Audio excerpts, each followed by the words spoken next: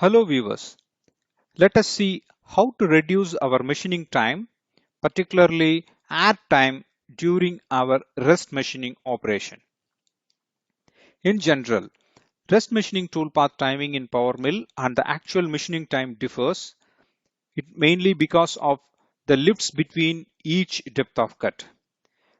So if there are numerous number of lifts, so the machining time differs comparing with the actual programming time.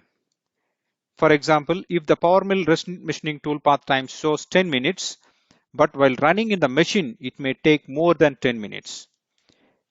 So if we reduce the lifts, we can able to match the exact time between the programming time in the PowerMill and actual machining time. Let us learn how to do it with this simple example. So I already created my main roughing toolpath using 25 bull R1. So now I'm start creating my rest machining toolpath here.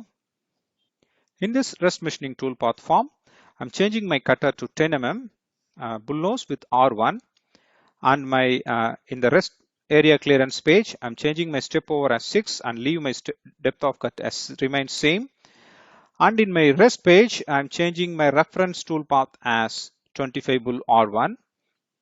And when you are coming to the lead and links page, I'm using a skim incremental option here, and my feed rate I'm using here is 3200 and maybe some 3500 cutting feed, and with 250 mm plunge feed, and my skim feed rates as 10,000.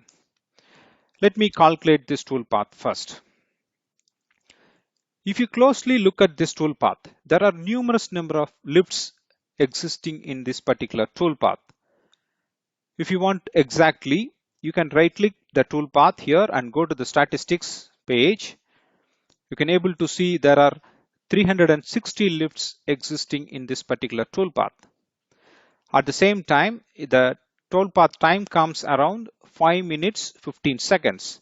But if you run the same toolpath in your machine, it may take more than this particular timing. It is because of number of lifts existing in the toolpath.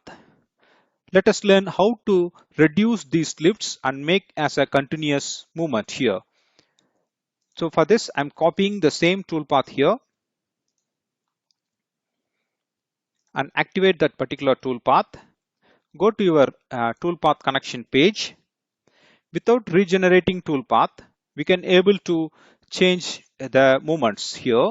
So in the links page, I'm using a circular arc with a distance of 20 mm, which means with the start and end point of the toolpath, if it comes less than 20 mm, it will move as a circular arc.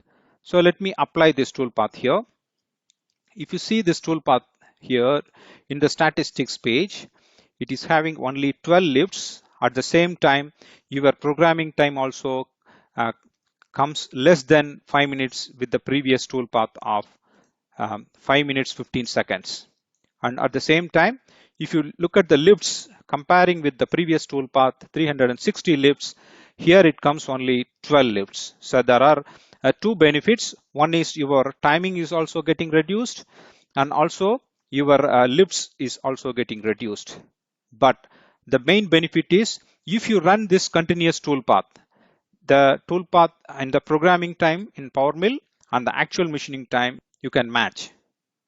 So let us see how it will get simulate. If you right click here, go to the simulate option, and you can see here the toolpath moves continuously in a spiral motion to complete the profile. So like this, you can able to generate the toolpath with this continuous like kind of motion to reduce your rest machining toolpath.